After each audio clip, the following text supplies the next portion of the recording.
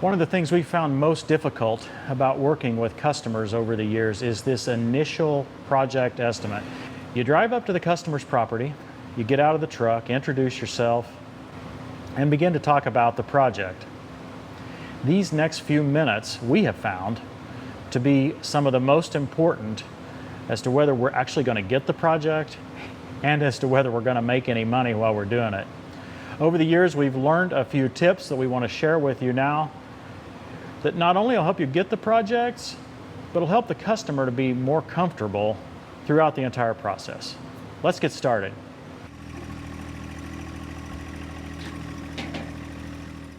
Let's say you've determined that you need $100 an hour to make a reasonable profit. At this point, $100 an hour is just hypothetical. Don't get too hung up on that. We'll go through some details on that in a later episode where we actually help you calculate your costs and what you feel like is a reasonable profit. But for now, let's just use that number and get back to the customer visit that we just started. So we're talking about the project, learning what the customer needs, go through a lot of these details with the customer. After we've had a lot of discussion, eventually the customer is going to ask us, well, how much is this going to cost me? The first answer that most people come up with is, well, I want to charge $100 an hour. That's what my rate is.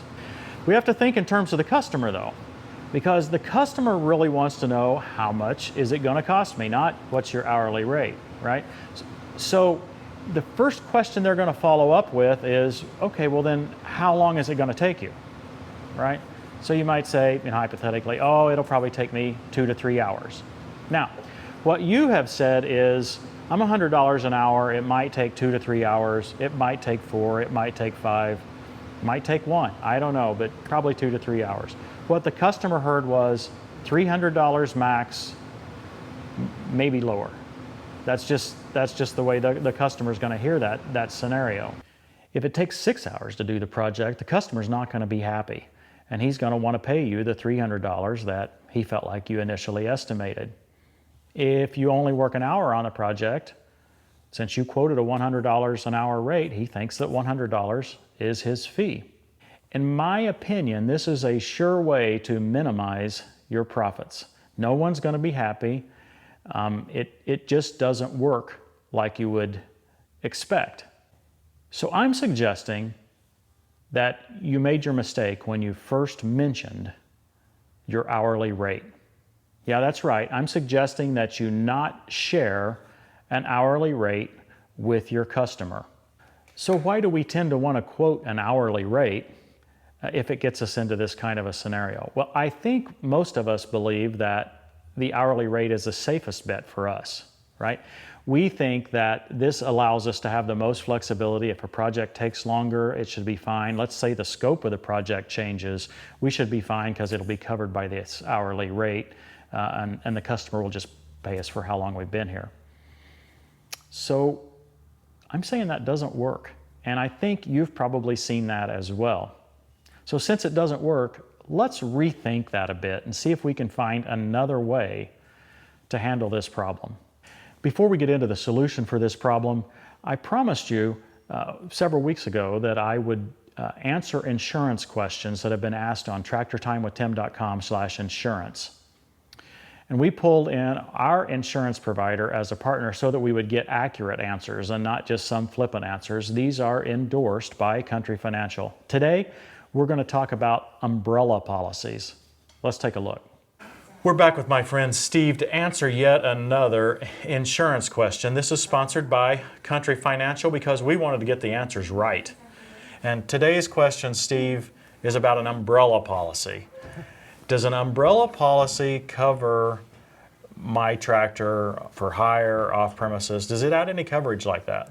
The umbrella coverage will afford coverage when the base coverage exists. So it's over and above your base coverage on there. So on your homeowner's policy, if you take your vehicle, your tractor off premises, and you have that coverage added to your policy, then the umbrella coverage will take effect. Okay, so I still have to have either this add-on to my homeowner's policy or this contractor's commercial policy to Correct. have the coverage. Yes, you need the base coverage for it to apply. Or if you just never simply take your tractor off your premises, Okay. then the umbrella coverage would apply. Okay, and then the purpose of the umbrella is to raise those liability limits? That's really the... Yeah, say you have a $250,000 or $500,000 limit on your homeowners, then the umbrella starting at $1 million, and you can go up from there as over and above. It stacks the coverage. Okay, so it really doesn't add much new coverage. Right, no. It just extends the limits on your existing coverage. Correct, yes. Hey, thanks much. Yep, thank you. Let's look at this same project discussion again. Only this time, we'll consciously not mention our desired $100 an hour rate.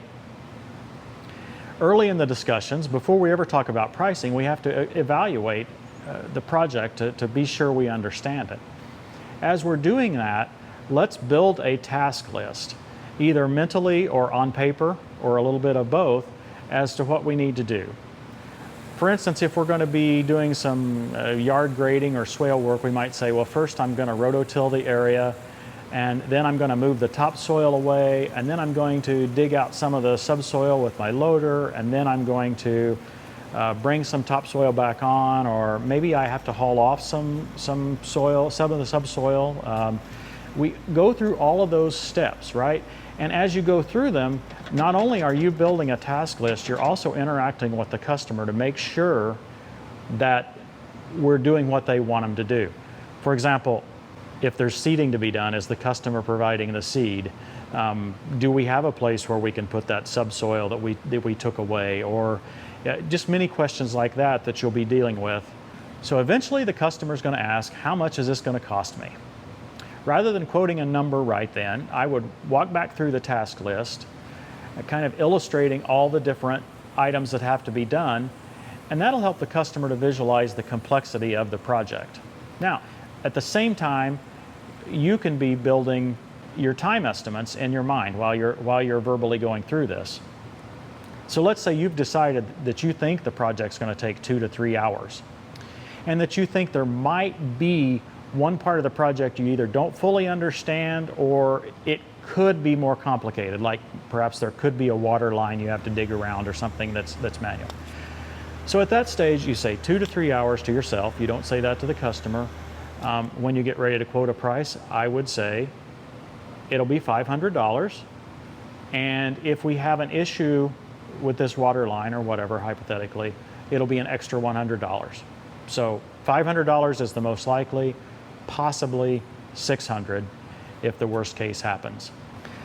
Now at that stage, the customer doesn't really have any more questions, right? You've answered their primary question, which is, how much is this going to cost me? They don't have a follow-on of, well, how much time is it going to take? Now, truth is, they may ask you how much time it's going to take, but that's going to be in a later part of the discussion where they're really thinking about a totally different thing. They're thinking about, well, how much work do I have to take off? Can we do it over lunch? Is it going to take all day? Is it going to take half day? So they're really more logistics planning than they are trying to estimate your cost. Okay, so we get there on project day, and you actually accomplish the project in an hour and a half. It went smoothly as can be. Since it went so smoothly, the customer's going to be thrilled. They're going to happily write you that check for $500. And I would encourage you, even if the job took, say, 5 hours, or even if there was some complexity there that made it go a little harder than what you thought it would be, try not to ask them for that extra $100. Do the work for the initial $500. Now, if it goes really, really awry, yeah, you can ask for the extra money. That's why we mentioned that. But for the most part, that mention of the extra $100 is to allow you to come in under your maximum quote. In this way, the customer's going to be happy and you're going to be happy. In those rare cases where you totally underestimated something, the project went per plan, but it just took you longer, use that as a learning experience and make sure you estimate a little longer next time. So why am I asking for $500 instead of the $300 if I expect it truly to take 3 hours? Well, it's because I'm taking the risk, right? I have bid a fixed bid here of $500, taking almost all of the risk, maybe that extra $100 if something went awry.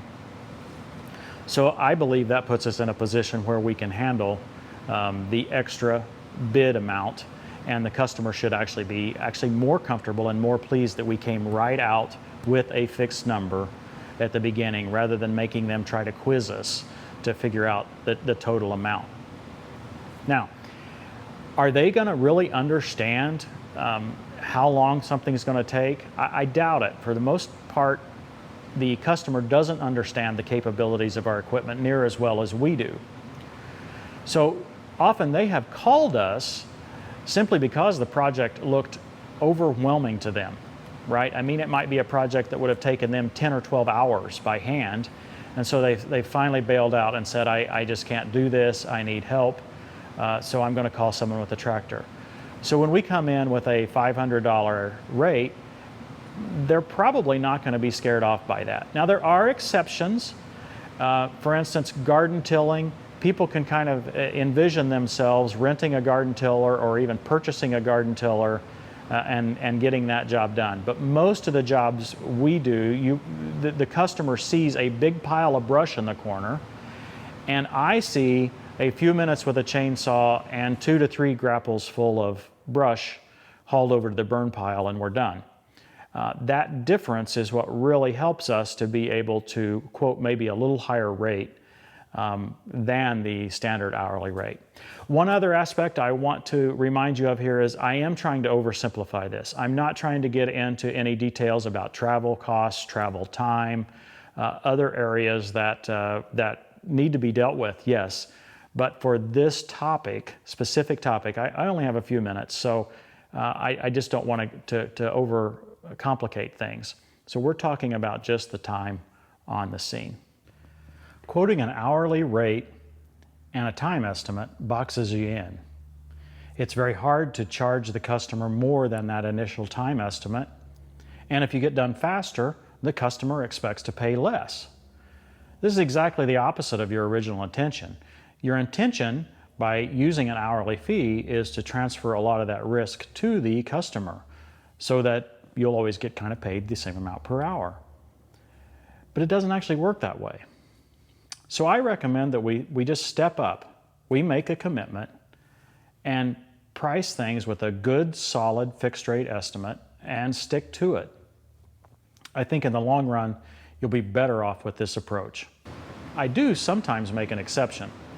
Sometimes the project is just very big and very complex, and we know we want to do a small portion of it, and then we really don't know where to go from there. Another example is someone just doesn't think our little tractor will do the job, and they think they're going to be wasting money with us piddling. In both of these cases, what I try to do is say, okay, we will work for you for say 3 hours, 4 hours, whatever time we agree on, for a fixed fee. At the end of that time, you can either tell us to go home and we'll all be happy, or we can sign up for the next stage of the project. We have found this to work very well. In fact, to date, we have not had anyone say, okay, that was good enough, let's terminate and go on. They're so impressed with the quality of work that the little tractor can do, not tearing up their grass, all these things that you already know, that they invariably ask us back. But these are the exception cases that I work on. Providing a good, solid estimate up front will make the customer more comfortable. A trusting and more comfortable customer makes the entire project go more smoothly.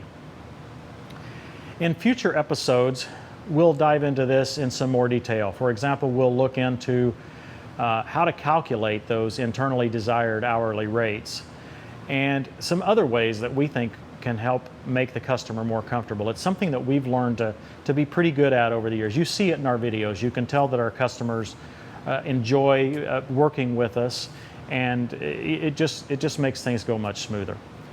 I hope you've enjoyed this. I hope you found it helpful. Leave some information in the comments section below, feedback about what you think about this episode, some of your experiences as well. Thanks for watching, everybody. We'll see you next time on Tractor Time with Tim.